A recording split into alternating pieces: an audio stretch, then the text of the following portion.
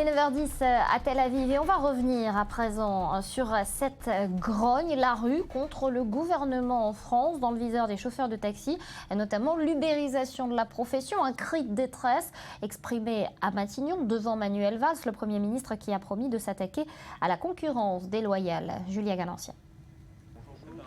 Arrivée sous tension à Matignon. Au total, 9 organisations syndicales sont reçues par Manuel Valls en présence de Bernard Cazeneuve. À l'issue de 2 heures de réunion, le Premier ministre propose l'ouverture d'une concertation avec les taxis ainsi que la nomination d'un médiateur. Manuel Valls ordonne également d'amplifier les contrôles afin de faire cesser tout comportement abusif et garantir les conditions d'une concurrence loyale entre les taxis et les VTC. Plus tôt ce matin, scène de chaos porte-maillot à Paris. Un concert de klaxons, des pneus brûlés, des opérations escargots, premiers incidents, plus d'une vingtaine d'interpellations et une circulation bloquée.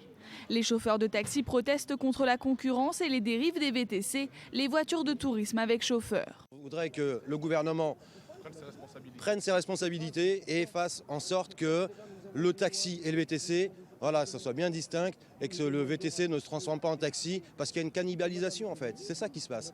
Les taxis ne sont pas les seuls à descendre dans les rues ce mardi. Les enseignants aussi se mobilisent. Un professeur sur 5 observe la grève selon le ministère de l'Éducation nationale. Un cortège de plusieurs centaines de manifestants est en route pour rejoindre les Invalides. Ils protestent contre la réforme des collèges et la suppression d'une partie des classes bilingues et réclament aussi une augmentation des salaires. Cette réforme va dans un sens d'un déracinement complet. Moins de français, moins d'histoire, plus de latin. Donc c'est une éducation au rabais. Voilà, et c'est pour cela qu'on se bat vigoureusement et qu'on ira jusqu'au bout, jusqu'à l'abrogation de cette réforme. Autre mobilisation, celle des contrôleurs aériens qui désertent les aéroports. 20% des vols sont annulés. Les syndicats refusent d'être soumis au nouveau système de primes, un système qui, selon eux, affecte leur pouvoir d'achat. Alors voilà, Laurent Hachouel, bonjour. On a beaucoup parlé depuis hier de la grève des taxis, un peu moins de celle des fonctionnaires, des enseignants et de la fonction publique. Et pour cause, cette grève des taxis, finalement, elle est d'une part mondiale et d'autre part très technique, très liée à Internet et au développement d'Uber notamment. Oui, c'était intéressant de voir comment la presse a développé ces sujets. On parlait surtout de la grève des taxis. Et en annexe de la grève de la fonction publique, on l'a dit hier, la fonction publique manifeste pour un relèvement de pouvoir d'achat, ce qui est compréhensible, mais un peu en décalage avec les réalités économiques. La grève des taxis, c'est un mouvement complètement différent. Les taxis c'est un vieux métier, taxi, traditionnel, qui fait face à l'ubérisation du monde, à la révolution technologique, la fameuse 4e révolution industrielle dont on a parlé plusieurs fois ici. Il y a eu des manifestations à travers le monde, beaucoup de manifestations, au Brésil, en Colombie, au Mexique. Ces manifestations ont été très violentes. Donc c'est une manifestation, il y a eu des manifestations. C'est un mouvement mondial. Et on peut dire que ce vieux métier traditionnel est en première ligne face aux changements, aux conséquences de la révolution, des révolutions technologiques. Hier, j'ai dit que je comprenais les taxis, tout à fait. En même temps, il faut qu'ils s'adaptent. On peut prendre l'exemple d'Israël, qui a très vite développé cette application GetTaxi, qui permet aux consommateurs d'être satisfaits et aux taxis de garder un prix raisonnable et élevé de la course. Ils sont obligés de s'adapter, ils sont obligés d'accepter ces changements et ils doivent accepter aussi de faire des efforts de leur côté. Laurent, je voudrais qu'on parle d'un autre élément tout à fait différent avec cette commémoration aujourd'hui de la journée des victimes de la Shoah en France, dans le monde également, et cette réédition en Allemagne, mais c'est à venir dans plusieurs autres pays, de Mein Kampf, Mon combat, le livre écrit par Hitler, une réédition qui est très lucrative puisque le livre est déjà en rupture de stock en Allemagne. C'est une véritable manne financière pour Fayard. Oui, donc il est tombé dans le domaine public depuis début janvier 2016. Alors, il y a 2 aspects. Il y a l'aspect financier, effectivement, c'est un best-seller, il va se vendre beaucoup, Fayard va faire beaucoup d'argent. Faut savoir que le livre était déjà lu sur Internet, accessible et lu sur Internet. En fait, en préparant ce sujet, je me suis demandé si le livre n'était pas plus lu maintenant qu'avant. Dans les années 30 et 40, Mein Kampf, c'était un cadeau qu'on faisait aux gens, c'était un livre qu'on recevait quand on se mariait, c'était un livre qui était distribué. Ensuite, c'est devenu un best-seller, ça a permis à Hitler de s'enrichir et d'acheter notamment sa Mercedes rouge. Donc, je trouve que c'est plus inquiétant le phénomène maintenant qu'avant, parce que maintenant les gens font l'effort d'acheter le livre ou d'aller sur Internet pour lire, pour regarder. Donc il y a les curieux, mais il y a aussi les gens qui s'intéressent. Ça va un peu avec la violence, l'augmentation de la violence dans nos sociétés, je pense aussi. Voilà, et parution probable en 2016 ou en 2018, c'est ce que Virginie Belaïch nous a expliqué précédemment. Merci Laurent, je voudrais qu'on s'attarde à présent sur le Danemark, qui n'a pas eu de mal à faire adopter une mesure pour le moins insolite. Écoutez. Arme de dissuasion massive pour le gouvernement danois, elle est aussi perçue comme le projet de loi le plus mal compris de l'histoire du pays. Le Danemark est passé outre et a entériné ce mardi sa réforme controversée du droit des étrangers au prix d'entorses aux conventions internationales. Décriée notamment la disposition prévoyant la confiscation des biens des migrants. Leurs liquidités ne devront pas excéder 10 000 couronnes danoises, soit 1 350 €. Il en va de même pour leurs effets personnels.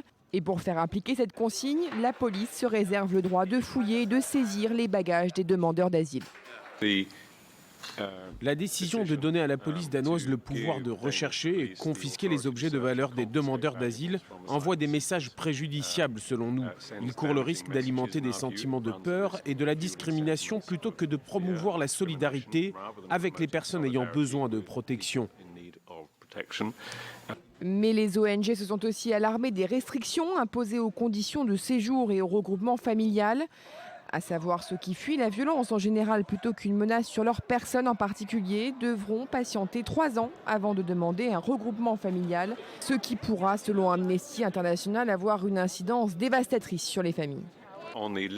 Sur l'accès limité au regroupement familial, nous tenons juste à rappeler le fait que l'unité familiale est un principe fondamental en droit international. Vivement critiqué par les Nations Unies, l'Union européenne, l'OSCE et de nombreuses autres organisations humanitaires, le Premier ministre libéral Rasmussen a donc maintenu le cap, fort du soutien de son opinion publique. Selon les sondages, l'immigration est la préoccupation numéro 1 de 70% des Danois. L'essentiel de l'actualité internationale en bref et en images. On passe tout de suite à l'essentiel de l'actualité. Aujourd'hui, journée internationale à la mémoire des victimes de la Shoah. Des manifestations sont prévues à travers le monde, notamment des hommages prévus à la tribune de l'ONU à New York. Une fusillade a éclaté au sein du camp situé aux portes de Dunkerque. 2 blessés, un par balle, un autre à l'arme blanche sont à déplorer. Une quarantaine de coups de feu ont été tirés dans la jungle de Grande-Synthe. La Colombie a décrété le premier niveau d'alerte hier en raison du virus Zika, dont plus de 13 800 cas ont été confirmés, afin que les hôpitaux se préparent à répondre à une expansion de cette maladie transmise, je vous rappelle, par les moustiques.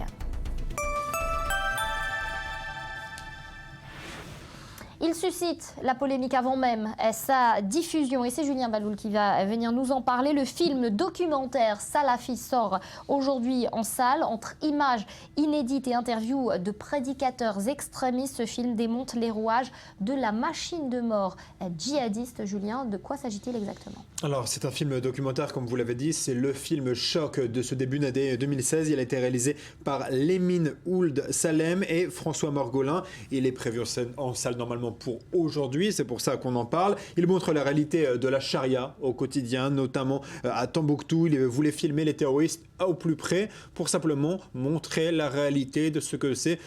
Peut-être pour ouvrir les yeux de ceux qui ne connaissent pas la réalité de la charia et peut-être aussi pour dissuader ceux qui ont une vision un peu peut-être poétique du djihad et de la charia. On y voit un homme se faire couper la main, on y voit des exécutions publiques, on y voit encore une exécution à quelques pas de Charlie Hebdo. On écoute une personne qui intervient dans ce film. Et depuis combien de temps les prêcheurs sont en train de prêcher au Mali comme en Afrique, comme partout dans le monde entier? Les imams des mosquées tous les vendredis. Mais rien n'a changé. Les femmes ne portent pas de voile, il y a des lieux de débauche, il y a des boîtes de nuit, il y a des discothèques, il y a des musiques partout. Alors, depuis que le sabre a commencé, c'est-à-dire depuis que le djihad a commencé, en quelques mois, en quelques semaines, regardez vous-même, Ici, Gao, même les petites filles sont voilées à plus forte raison les grandes personnes. Tu ne verras jamais un lieu de bière, tu ne verras jamais une discothèque, une boîte de nuit. Bien au contraire, voir la bière ou voir la débauche. Et depuis que les lapidations ont commencé, les accusations concernant l'islam, c'est une obligation divine. On coupe la main des voleurs, la main et le pied de travers encore des coupeurs de route. Et depuis qu'on a commencé ces pratiques religieuses, alhamdoulilah, il n'y a plus de vol. On l'a traité conformément à ce que Dieu nous dit chez la charia. Donc on leur dit vraiment, soyez vraiment musulmans. Voilà pour cet extrait du film et un second extrait, vous l'avez vu, de nos confrères de iTélé. Il y a quelques jours, le film a été projeté au Festival des programmes audiovisuels de Biarritz. C'est là que la polémique a commencé. Dans un premier temps, le film a été menacé d'interdiction. Il a ensuite été interdit aux moins de 18 ans. Est-ce qu'il faut l'interdire? C'est la grande question. Une nouvelle version a été présentée par les réalisateurs avec des séquences coupées et floutées. La ministre de la Culture a dit hier soir donné un avis très rapidement. Donc la polémique est créée, l'interdire ou pas, on le saura plus tard. On le saura très rapidement parce qu'au ça doit sortir aujourd'hui. En tout cas, les réalisateurs et les cinéastes ne comprennent pas cette levée de bouclier. Ils s'attendaient évidemment à des difficultés dans les pays musulmans, mais pas en France. Regardez comment réagit l'un des réalisateurs, Margolin. Moi, je pensais qu'on aurait éventuellement des problèmes avec des gens qu'on aurait pu interviewer, mais pas du tout avec le gouvernement français. Or, ce qui s'est passé là est très étrange parce que on ne fait pas de la propagande pour eux, on ne tombe pas dans le sensationnalisme, on n'est pas dans la fascination pour les images de Daesh. On essaie justement de couper, sans jeu de mots, les séquences avant qu'il y ait des choses insupportables comme justement des mains coupées ou des choses comme ça. Mais par contre, on voulait montrer que les images de Daesh font partie intégrante de leur combat. Voilà pour l'interview de ce réalisateur. Notez que Claude Lanzmann, le réalisateur de Shoah, ô combien pertinent en cette journée du 27 janvier, lui appelle la ministre à diffuser ce film. Il estime qu'il faut montrer la vérité et qu'il ne s'agit pas d'une apologie du terrorisme, bien au contraire. Merci Julien. On reste toujours dans cette journée de commémoration. Après la Deuxième Guerre mondiale, une enclave allemande fondée dans le sud du Chili par un ancien nazi pratiquait la torture, la pédophilie, l'esclavage. Aujourd'hui, des survivants de la colonie et les proches de détenus disparus à cet endroit se battent pour que justice soit faite. Regardez. Jusqu'à la fin des années 1990, la Villa Baviera était connue sous le nom de Colonia Dignidad, abritant pendant plus de 30 ans une secte d'immigrés allemands dirigée par un fervent nazi, Paul Schaeffer, qui pratiquait l'esclavage et la pédophilie. Pendant des années, la colonie survit grâce à la protection du régime d'Augusto Pinochet. Le dictateur fait du lieu l'une de ses bases arrières et un centre de torture pour opposants politiques. Le scandale éclate après le retour de la démocratie. Paul Schaeffer est arrêté et condamné en 2005 et la colonie officiellement démantelée. Mais aujourd'hui, environ 160 anciens colons vivent encore sur place, tirant leurs revenus de l'agriculture et du tourisme. Chaque année, le lieu accueille plus de 30 000 visiteurs. On ne cherche pas à tirer profit de quoi que ce soit, mais on développe cette activité parce qu'on a un engagement social avec des gens qui sont aujourd'hui âgés. Leur seul revenu jusqu'à la mort viendra d'ici parce qu'ils n'ont aucun moyen de travailler ailleurs. Soucieuse de redorer son image, la Villa Baviera se veut désormais un lieu de célébration de la culture allemande. De quoi faire grincer les dents des victimes et de leurs familles qui militent pour que le site soit déclaré lieu de mémoire. En 2014, un juge a entamé des fouilles afin de retrouver des corps et des documents incriminants, sans résultat pour l'instant. Mais de nombreux témoignages attestent du rôle essentiel de la colonie dans les horreurs de la dictature. Plusieurs dizaines d'opposants auraient disparu entre ces murs. Betsabé Salem, bonjour. Merci de nous avoir rejoints. On va passer avec vous à une actualité tout à fait différente. Les équipements sportifs qui seraient dangereux pour la santé. C'est Greenpeace qui l'affirme. Exactement. Alors, vêtements, survêtements, chaussures, tentes, sacs à dos aussi. Alors, ils peuvent être dangereux tant pour la nature que pour l'homme. Alors, en cause, la quantité de PFC.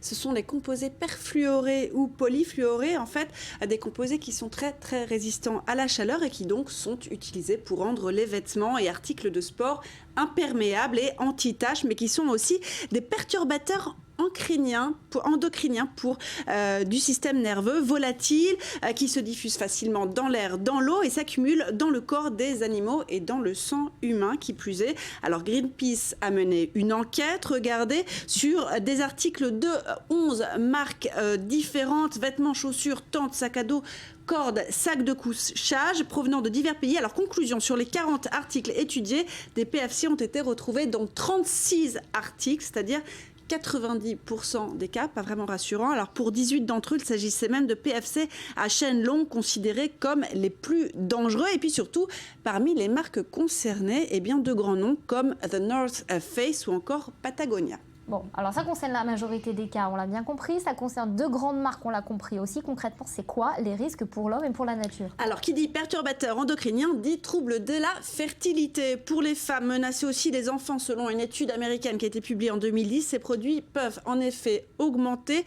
le risque de déficit de l'attention et aussi l'hyperactivité.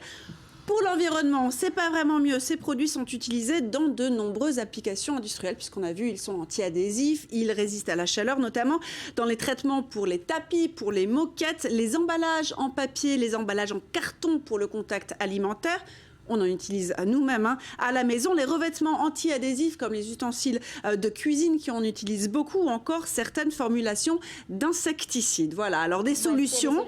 Voilà, alors les solutions. Face à ces risques, eh bien, Greenpeace invite les marques d'équipements sportifs à utiliser des produits non toxiques. D'ailleurs, Greenpeace a mené une campagne détox lancée en 2011. Vous voyez les images sur votre écran. 34 enseignes textiles internationales se sont déjà ralliées à cette campagne. Merci beaucoup, Betsabé. Restez avec nous à suivre. On reviendra avec Sandy Forti sur cette polémique qui est passée d'un plateau télé à l'Assemblée nationale. On parle évidemment de Najat Vallaud-Belkacem et Idriss Sy Hamedi. On en parle juste après un nouveau point sur l'actu. Il vous est présenté ce matin par Elsa Mimoun. À tout de suite.